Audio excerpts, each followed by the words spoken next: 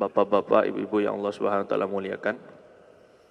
Syukur kehadirat Allah hanya dengan hidayah, taufik, inayah dan pilihan sehingga kita bisa salat jamaah subuh yang itu merupakan penjamin keselamatan kita, keamanan kita di dunia dan di akhirat. Nabi SAW katakan, man shalla subha jama'atan kana fi dhimmatillah.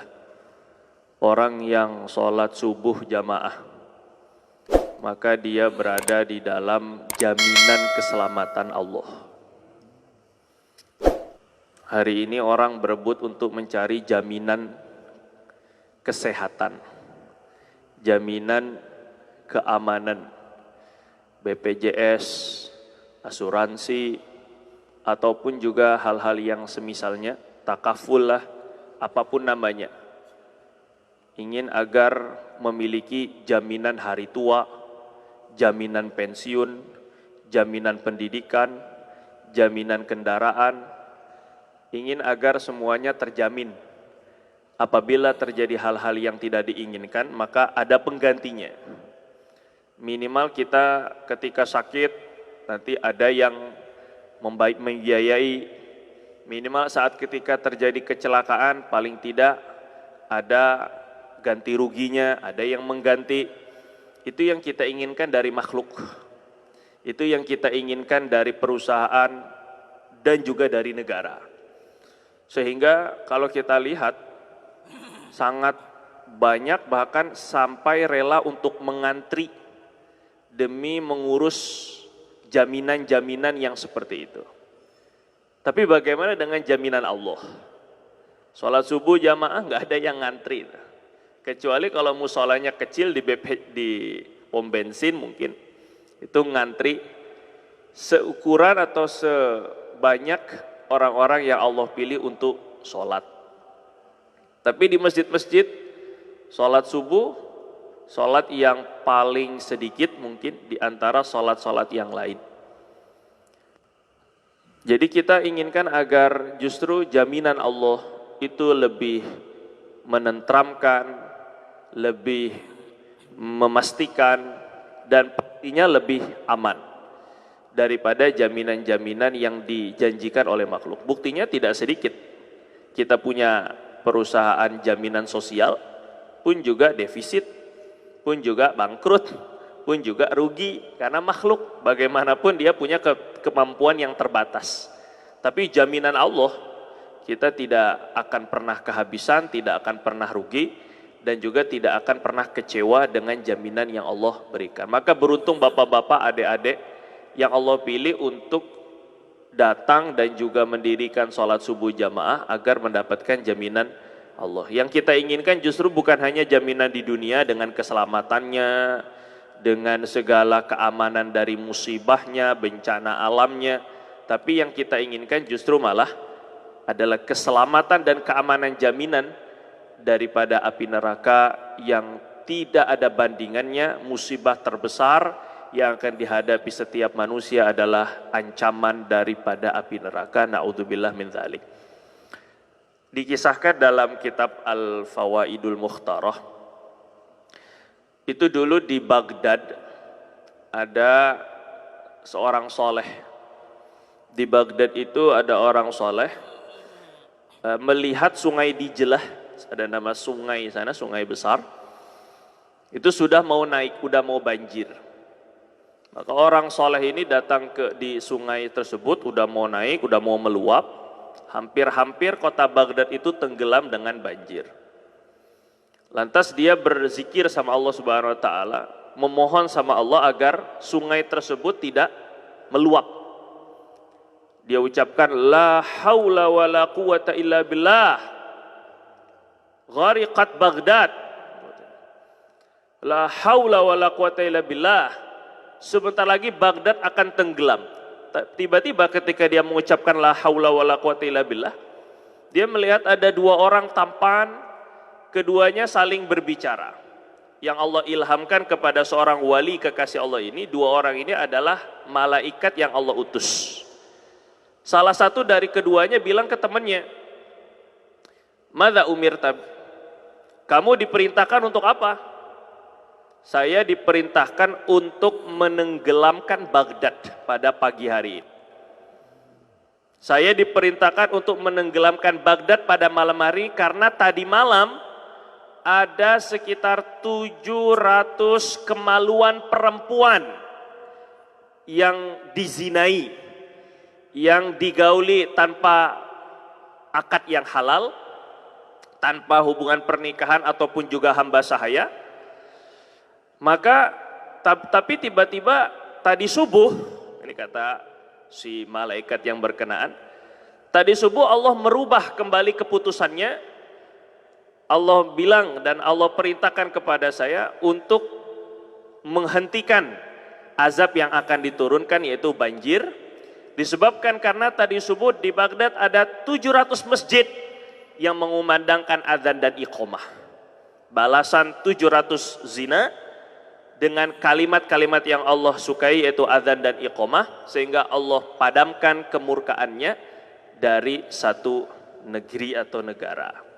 Jadi tidak mustahil kita yang walaupun banjir di mana-mana, kita tidak boleh suudzon kepada saudara-saudara kita. Oh, itu banjir itu karena musibah tuh karena banyak azab tuh di sana. Itu karena banyak maksiat, nggak boleh. Itu buat diri pribadi. Kalau itu diri pribadi kita koreksi, mungkin karena banyak maksiat, mungkin karena banyak kewajiban yang tertunaikan, itu iya. Tapi kepada saudara-saudara kita yang muslim, saat ketika mereka berlaku musibah kepada mereka, tidak boleh untuk kita katakan bahwa itu disebabkan karena azab yang Allah datangkan sebab maksiat yang kalian lakukan. Nggak boleh. Mungkin saja musibah yang Allah berlakukan memang adalah keinginan Allah untuk menaikkan derajat mereka dan juga menghapus dosa-dosa mereka. Dan kita yang tidak terkena azab jangan merasa aman. La ya'manu min makrillah ilal qaumul kafirun. Nggak boleh merasa aman daripada ancaman yang Allah ancam kecuali orang-orang yang kafir. Orang-orang kafir merasa tenang aja kita nggak kena, tenang aja kita punya teknologi tinggi, tenang saja pengamanan kita kuat, merasa aman daripada ancaman Allah Subhanahu wa taala. Tetapi orang mukmin harus senantiasa waspada. Nabi saat ketika ada angin gede, angin besar saja mau hujan, Nabi langsung khawatir dan takut terjadi apa yang berlaku kepada kaum Samud, apa yang berlaku kepada kaum Ad. Langsung Nabi pergi ke masjid, sholat, nangis-nangis ke Allah. Ya Rabb, innaka qad wa'adtani alla tu'adzibahum wa ana fihim. Ya Rabb, bukankah engkau sudah menjanjikan kepada saya bahwa engkau tidak akan mengazab mereka selama aku berada di tengah-tengah mereka. Jadi Nabi risau, padahal yang dirisaukan siapa? Sahabat-sahabat Nabi, yang amalannya tidak ada bandingannya dibandingkan dengan kita-kita zaman sekarang. Maka kita-kita yang alhamdulillah fi sihatin wa aman wa afiyah, kita yang dalam kesehatan, kita yang masih segar, kita yang masih muda, kita yang tidak terasa terancam dengan tsunami, banjir atau longsor dan semisalnya, seperti yang terjadi kepada sebagian saudara-saudara kita, maka hendaknya kita patut syukuri. Namun juga di lain sisi kita pun juga tetap harus waspada, karena Allah Subhanahu wa taala menurunkan musibah mungkin dari perkara yang kita tidak sangka-sangka. Ada salah seorang ketika di zaman Nabi Musa, dia bilang, Nabi Musa tolong tanyakan ke Allah, alhamdulillah sekarang ini saya rezeki lancar, anak pun juga sehat-sehat, istri pun juga saya nggak katakan banyak, tapi ya oke. Hubungan juga bagus, rumah tangga juga oke, keluarga sakinah mawaddah warahmah. Saya tidak diuji oleh Allah Subhanahu wa taala, tapi saya padahal tidak melakukan apa yang Allah Subhanahu wa taala perintahkan, dan saya juga senantiasa terlibat dengan perkara-perkara yang haram. Apakah betul Allah Subhanahu wa taala akan menguji dan juga memberikan azab ke mereka-mereka yang tidak mau taat kepada Allah? Jadi menantang. Sedangkan saya dalam keadaan rezeki lancar, anak-anak oke, keluarga pun juga bahagia. Saya nggak ngerasa azab Allah tuh. Maka Allah Subhanahu wa taala pun juga berbincang dengan Nabi Musa. Musa, qul lahu, katakan kepada dirinya, alam aslub minhu halawata munajati waladzata dzikri. Musa, katakan kepadanya, musibah yang aku berikan kepadanya itu mungkin bukan berupa materi, bukan berupa fisik atau perkara yang tampak, yang terlihat. Bukankah aku sudah menarik kelezatan untuk zikir kepadaku? Itulah musibah. Bukankah aku sudah mencabut dari hatinya kesenangan untuk ibadah dan munajat kepadaku di tengah malam? Itulah musibah. Jadi musibah yang terbesar bukan musibah dunia, tapi musibah agama. Maka Nabi berdoa, Allahumma la taj'al musibati fi dini. Jangan jadikan musibah aku itu pada agamaku. Kalau musibah dunia itu masih ada kemungkinan itu adalah azab, itu ada kemungkinan itu adalah menaikkan derajat.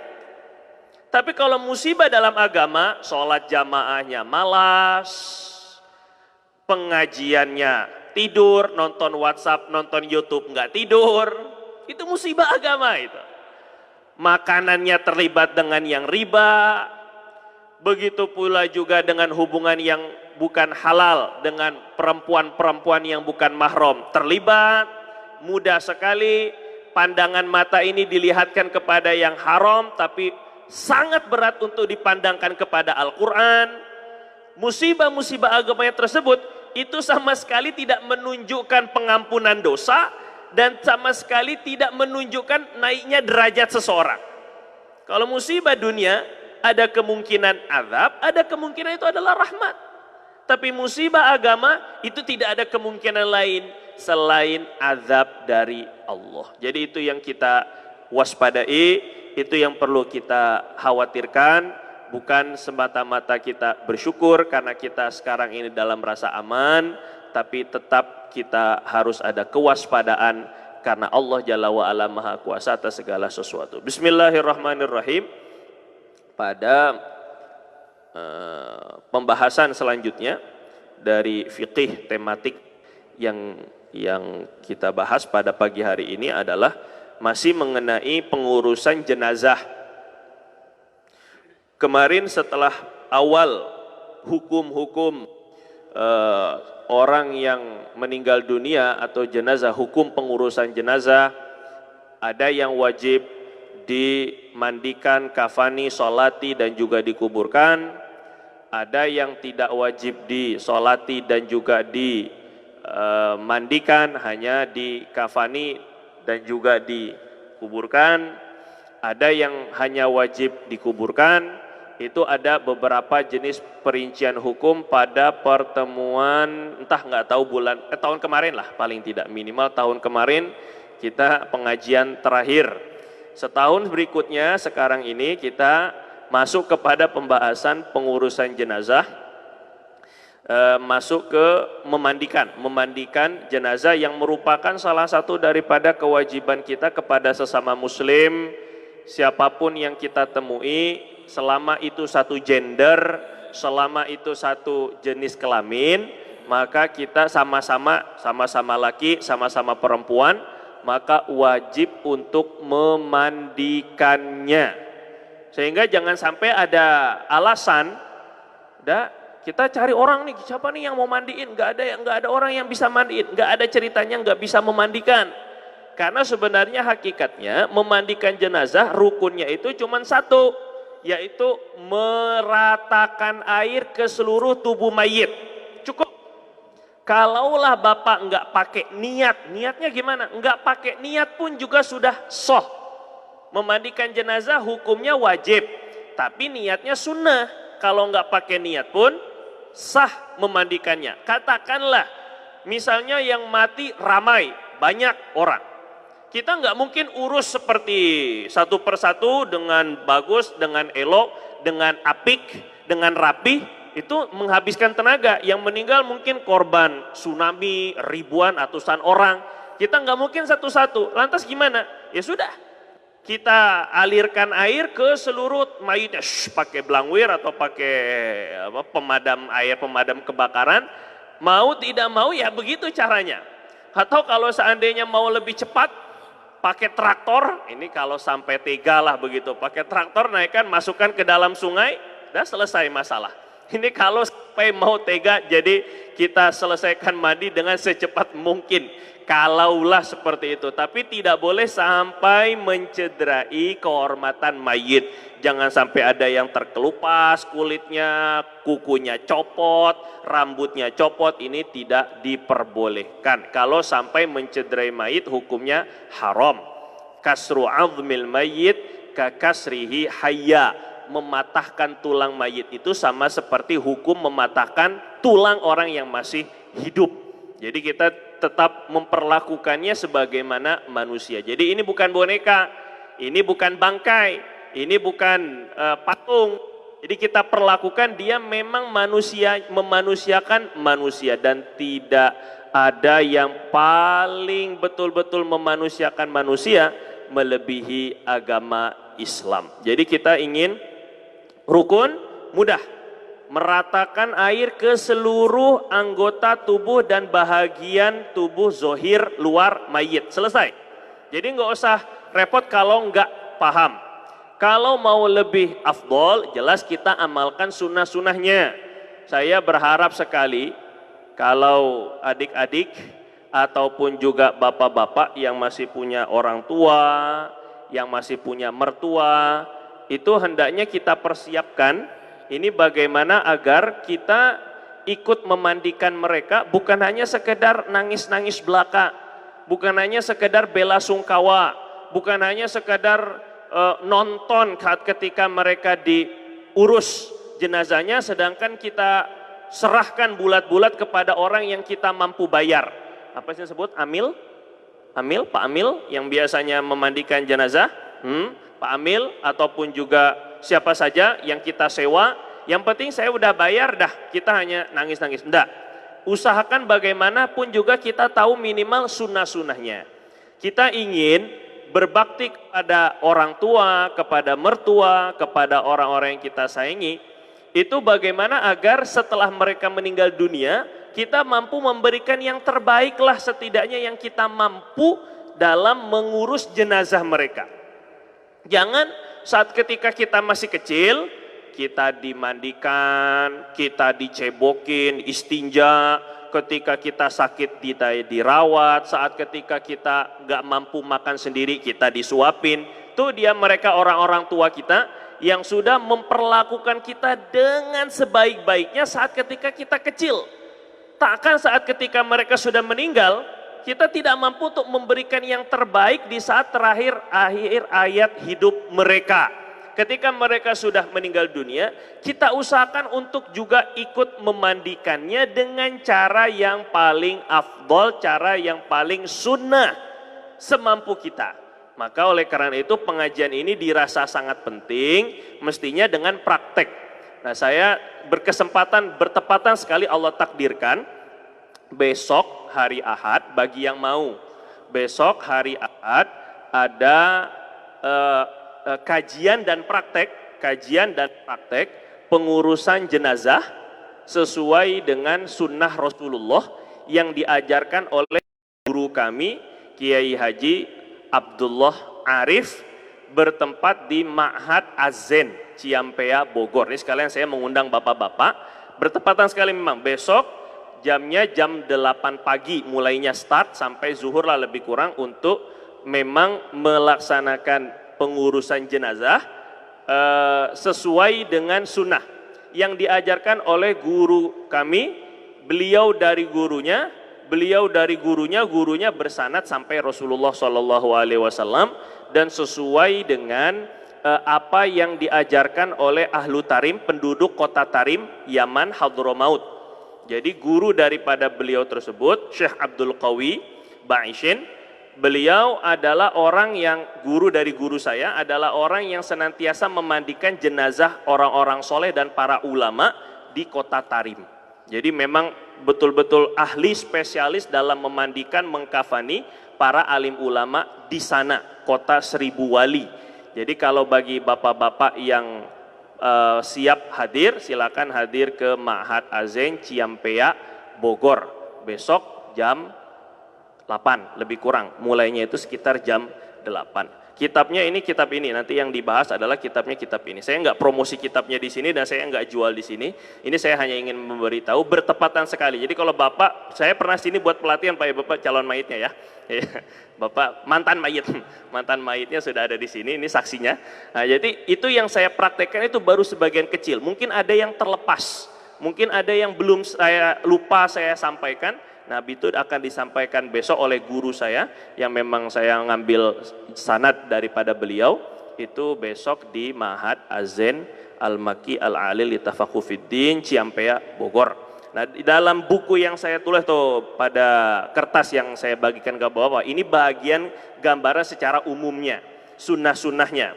Pertama adalah meletakkan mayit di atas tempat memandikan dengan telapak kaki ke arah kiblat, kepala lebih tinggi sedikit dari kaki. Tujuannya adalah seperti orang yang sholat dalam keadaan terlentang. Jadi kita menghadapkan kiblat itu, kalau orang sholat tidur miring, menghadap kiblatnya dada dan muka.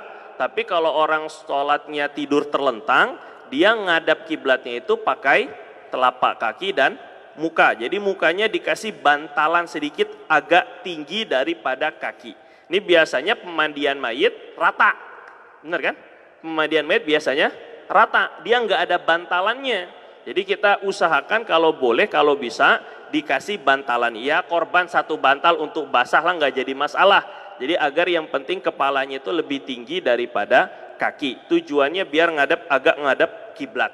Itu satu. Itu yang pertama. Kata Nabi, likulli syai'in syaraf, setiap segala sesuatu itu ada kemuliaannya. Wa asyraful majalis mastuqbila bihil qiblah, dan semulia-mulia majelis, tempat duduk, tempat berdiri, tempat tidur yang paling mulia adalah yang menghadap kiblat. Jadi kita hadapkan mayit sesuai dengan sebagaimana kita sholat dalam keadaan terlentang. Yang kedua, menyalakan wewangian, bukhur, gahru selama proses pemandian. Tutup, jangan semuanya ngumpul, semuanya ngeliatin, nonton. Enggak, ini bukan tontonan. Jadi secukupnya. Cukupnya 3 orang, 3 orang. Kalau mayitnya besar, 5 orang, 5 orang. Jadi dia nggak perlu banyak-banyak orang masuk ke dalam ruangan itu, nggak perlu. Kalau mau bergantian silakan, tapi jangan banyak orang. Semakin sedikit semakin bagus. Takut ada sesuatu yang bau ataupun juga kelihatan buruk macam-macam. Ini sehingga jadi akan mencemarkan kehormatan mayit. Kenapa kita nyalakan buhur? Buhur itu, tahu buhur Pak ya? Buhur itu menyan lah, kalau nggak tahu menyan. Tapi kalau menyan tuh kayaknya identiknya dukun-dukun gitu, perdukunan. Ini jadinya saya kurang suka menyebutnya menyan, tuh agak kurang suka. Walaupun ya bahasanya menyan lebih kurang sama. Buhur nyalakan wangi agar betul-betul tidak tercium bau. Bahkan nanti saat ketika kita memeras ini perutnya, kita bagusnya sunahnya berdehem. Seperti kita kalau kencing biasa, sunahnya kita berdehem. Kenapa orang yang memandikan sunnah berdehem? Dan ini jarang sekali kalau sampai apik diperhatikan seperti itu. Kenapa disebut berdehem? Maka guru kami tanya kepada gurunya, Syekh Abdul Gawi, kenapa perlu berdehem? Ketika kita yang mandikan berdehem, bukan mayitnya suruh berdehem. Kitanya yang memandikan disuruh berdehem. Berdehem kenapa? Agar kalau mayitnya keluar kentut, tertutupi suaranya. Sampai seperti itu kita menjaga mayit itu seperti itu di dalam fikih itu seperti itu. Jadi kita berdehem, prot. Nah itu jadi kita kencengin dehemnya. Suaranya jangan sampai terdengar, baunya jangan sampai tercium. Jadi wangi terus sepanjang pemandian, jangan sampai bukhurnya habis atau jangan sampai habis, nyalakan lagi terus seperti itu. Di zaman Imam Malik cepat sekali waktunya, ini mungkin baterai alkalin, mungkin ini jamnya kecepatan udah. 15 menit lagi, lebih kurang ya, 10 menit lah. 15 sampai 10 sampai 15 menit. Di dalam ketika waktu itu di Madinah ada seorang perempuan meninggal dunia. Saya pernah ceritakan ini. Di Madinah ada seorang perempuan meninggal dunia Jadi yang memandikan adalah sesama perempuan. Saat ketika si perempuan yang memandikan ini, dia ngelihat, wah jenazahnya ini maaf sekali suka keluar malam, bergaul dengan laki-laki yang bukan mahram, ataupun juga terkenal dengan kefasikannya lah, kupu-kupu malam. Enggak, bukan kupu-kupu malam, ini kalelawar malam. Masya Allah. Jadi si orang yang memandikan, si perempuan yang memandikan, dia berucap sesuatu yang tidak layak. Jadi kata ini nih, ketika dia menggosok kemaluannya, istinja, menggosok kemaluan pakai sarung tangan, ketika itu dia bilang ini nih kemaluan yang selama ini digunakan untuk bermaksiat kepada Allah. Tiba-tiba tangannya nempel daripada kemaluan tersebut, nggak bisa ditarik. La ilaha illallah. Maka takut, risau, sedih, terancam. Orang-orang pun lama banget ini mandi. Akhirnya ditanya, kenapa Bu? Kok lama banget mandiinnya? Iya ini saya nempel atau nggak bisa di kemana-manain. Akhirnya ditanyalah, fatwakan kepada para ulama. Bagaimana ini hukumnya? Apakah kita potong kemaluannya agar terlepas tangannya? Jadi tangan nempel dengan kulit kemaluan. Jadi mengerikan juga ala kulli hal. Atau potong tangannya menyelamatkan kehormatan mayit. Mana yang lebih kita dahulukan? Menjaga tangannya si orang yang hidup atau menjaga kemaluannya mayit? Fatwa beda pendapat ulama. Ya yang hidup lah, karena yang hidup itu dia masih dipakai. Kalau yang mayit nggak dipakai jelas. Kata yang satu, enggak lah mayit, karena mayit itu kehormatannya seperti yang hidup. Nah ini jadi perbedaan pendapat ulama. Ditanyakanlah kepada Imam Malik bin Anas, guru Imam Syafi'i. Bagaimana Tuan? Apa yang harus kita lakukan? Kata Imam Malik, tunggu. Ini bukan masalah biasa. Saya tanya dulu, Bu, ibu bilang apa saat ketika ibu memandikan? Apa yang ibu ucapkan? Oh Imam Malik udah tahu. Saya bilang begini, saya anggap dia itu seperti pelacur, seperti pezina. Maaf, ibu mengucapkan dia itu pezina atau menggunakan kemaluannya untuk perkara haram, ibu punya saksi 4 orang enggak?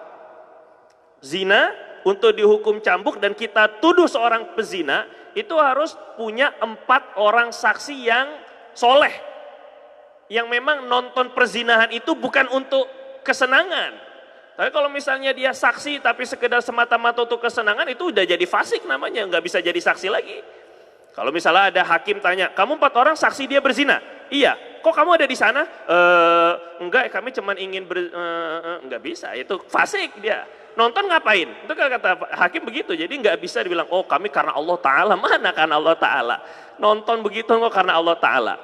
Kembali, jadi si ibu ditanya sama Imam Malik, ibu bicara begitu punya saksi 4 orang enggak?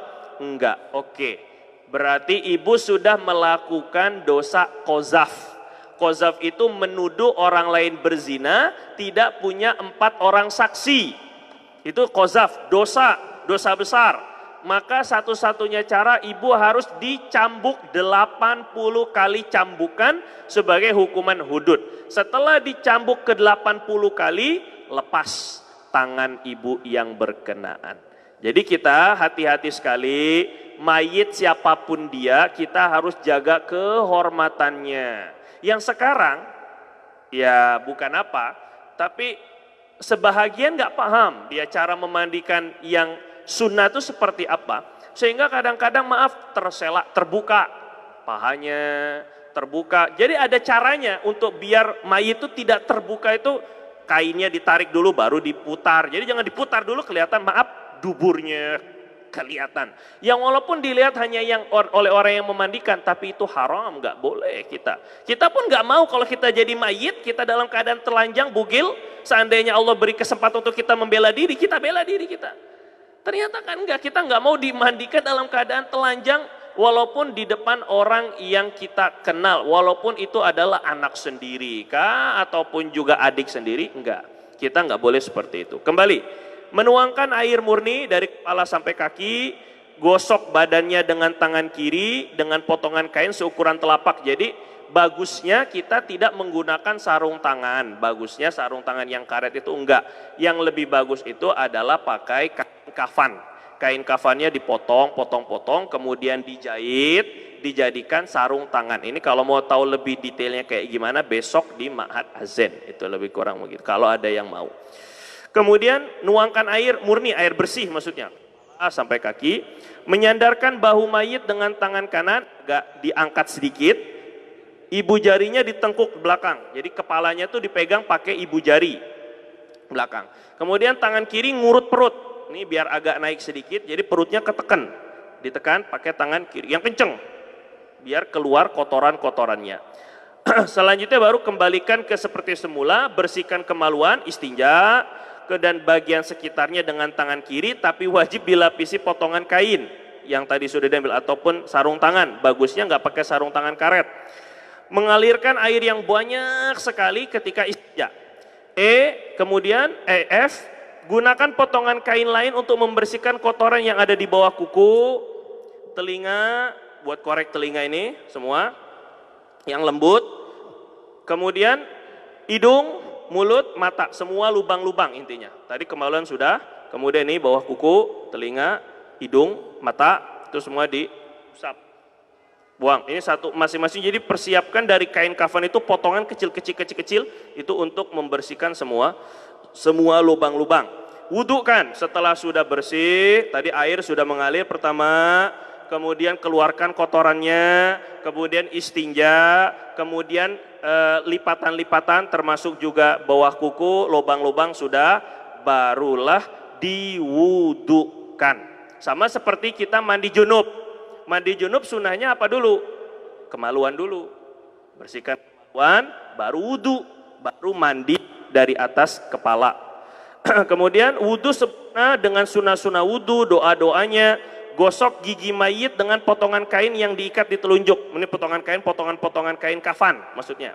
Itu digosok dengan telunjuk, dengan telunjuk tangan kiri, kemudian kumur-kumur ada caranya, masukkan kayak gitu. Jadi mayitnya itu dibelokkan ke ininya, kepalanya. Nggak mungkin, itu malah keminum nanti mayitnya. Jadi dia masukkan, terus keluarkan ke sebelah kiri mestinya. Masukkan air ke hidung pun juga sama sunnah, miringkan kepala mayit dan wajib niat wudhu. Jadi kalau untuk wudhu, itu wajib niat. Kalau mandikan mayit, tidak wajib niat. Wudhu walaupun sunnah, niatnya wajib. Mandi walaupun wajib, niatnya sunnah. Ini kebalikan. Memandikan mayit, doa setelah wudhu, baru mandiin mayit dengan air daun bidara. Kalau nggak ada ya sabun, sidir. Bidara itu daun sidir. Sekarang banyak dijual-jual ini, sabun sidir, sabun bidara. Dimulai dari atas kepala sampai dagu, semuanya, rambut-rambutnya diratain sampai leher semua. Kemudian tangan kanan, jari sampai bahu, tangan kanan, jari sampai bahu. Terus bagian kanan depan sampai kaki terus. Kemudian kirinya dari bahu sama seperti tadi, tangan, bahu, jadi kanan depan, kanan belakang. Kemudian bagian kiri seperti itu juga. Sudah, naikkan kaki kanan, ini caranya untuk membalikan mayit, kaki kanannya dinaikkan dulu, nanti dia jadi baliknya mudah. Jadi miring untuk memiringkan mayit. Kemudian miringkan mayit ke sebelah kiri untuk disabunkan bagian yang sebelah kanan. Miringnya ke sebelah kiri berarti yang dicuci itu yang dibasuh adalah sebelah kanan belakang. Baru yang kiri begitu juga. Jadi kanan depan, kiri depan, kanan belakang, kiri belakang. Lakukan hal ini digosok secara lembut, bilas dengan air dengan cara sama seperti sebelumnya. Satu pakai daun bidara, basuhan yang kedua dengan air biasa, kemudian basuhan yang ketiga air sedikit campur kapur barus agar lebih awet mayitnya, lebih lama, tahan lama mayitnya, nggak cepat busuk. Miringkan kepala mayit dengan lembut agar air yang masuk dapat keluar. Catatan, wajib memejamkan pandangan ketika terlihat aurat mayit dan sunnah pada selain aurat mayit. Kalau terbuka, makanya mesti pakai kain yang tembus air. Dia bisa menutup dari atas sampai bawah. Dia jadi nyiramnya itu dari atas kain tersebut. Kain yang tembus air, dia bisa tembus, tapi nggak kelihatan oleh pandangan mata, nggak tembus pandang mata. Kemudian yang kedua, makruh mengambil rambut kuku mayit, hukumnya makruh kalau sampai terambil. Kalau sampai terkopek, ini bisa jadi haram karena dia menyakiti mayit. Wajib bersifat amanah. Kalau lihat kebaikan diceritakan, kalau ada keburukan seperti apapun disembunyikan. Kecuali sekedar semata-mata untuk ibroh, untuk pelajaran. Tapi itu pun diusahakan tidak disebut siapa mayitnya. Misalnya bapak mengurusi jenazah, ternyata jenazahnya maaf bau kah, berat kah, ataupun ada apa, tai lalat macam-macam. Kalau seandainya kita tahu, wah dia ini orang fasik. Kalau kita sebarkan ceritanya, orang-orang bisa jadi taubat. Yang seperti ini silakan diceritakan. Kalau ada ketahui seukurannya, hajat tadi. Tapi dengan catatan, kalau memang tidak memungkinkan, kita memang sebut, misalnya dia pelaku ajaran sesat. Nah, yang seperti ini kita sebut, saya memandikan salah seorang golongan Ahmadiyah, misalnya ajaran sesat, ternyata begini mayitnya. Itu sekedar untuk memberikan pelajaran kepada yang lain, enggak jadi masalah. Usahakan tidak disebut siapa nama mayitnya. Lebih baik yang memandikan mayit itu orang yang lebih faham ilmu fikih dan sama gender dengan mayit. Untuk sama gender, sama jenis kelamin, ini hukumnya wajib. Jadi yang walaupun bapak itu, kalau kepada istri bagaimana? Istri boleh, suami istri boleh saling memandikan. Bukan sama-sama mandi itu saling memandi, itu namanya enggak mayit namanya. Maksudnya kalau mati istrinya berarti suaminya yang memandikannya. Tapi hati-hati, bapak mandikan mayit jangan sampai macam-macam. Ini udah jadi mayit. Jadi nggak perlu difahami. Yang boleh memandikan beda jenis kelamin itu hanya suami dan istri. Bapak kita dengan anak perempuannya nggak boleh. Anak perempuan dengan bapaknya nggak boleh. Anak laki-laki kepada ibunya nggak boleh. Walaupun anak itu ada aurat, tapi kalau suami dan istri dia nggak ada auratnya. Tidak ada aurat bagi suami kepada istrinya atau suami kepada istri kepada suami. Jadi itu diperbolehkan. Hanya itu saja. Yang lainnya nggak boleh. Yang walaupun mayit, wah kasihan, nggak ada yang bisa memandikan, hanya saya yang boleh memandikannya, yang bisa memandikannya. Tetap nggak ada alasan. Kalau memang nggak ada orang yang sama jenis yang bisa memandikannya, maka hanya ditayamumkan, tidak dimandikan. Tayamum hanya di muka dan di tangan, itu saja. Niat ditayamumkan untuk pengganti mayit. Terakhir sekali, kalau mayitnya tidak mungkin untuk dimandikan, misalnya jenazah kalau kita mandikan hancur, kebakaran kah, mayit bakaran atau kecelakaan atau seperti apa, sehingga udah terlalu lama, udah busuk, tetap bagaimanapun harus dimandikan. Tapi kalau nggak memungkinkan, sekiranya kita mandikan nanti malah tercecer kemana-mana, misalnya mayit ya, maka hanya ditayamumkan di muka dan di tangan sampai siku. Wallahu ta'ala a'lam. Ada pertanyaan satu saja? Ada? Alhamdulillah paham semua. Alhamdulillah. Subhanakallahumma bihamdika asyhadu an la ilaha illa anta nastaghfiruka wa natubu ilaik. Rabbana taqabbal minna innaka antas samiul alim wa tub alaina innaka antat tawwabur rahim wanfa'na bima 'allamtana wa 'allimna alladhi yanfa'una wa zidna ilma wa sallallahu ala sayyidina Muhammad wa ala alihi washabihi wasallam walhamdulillahi rabbil alamin. Lebih kurang saya mohon maaf. Assalamualaikum warahmatullahi wabarakatuh.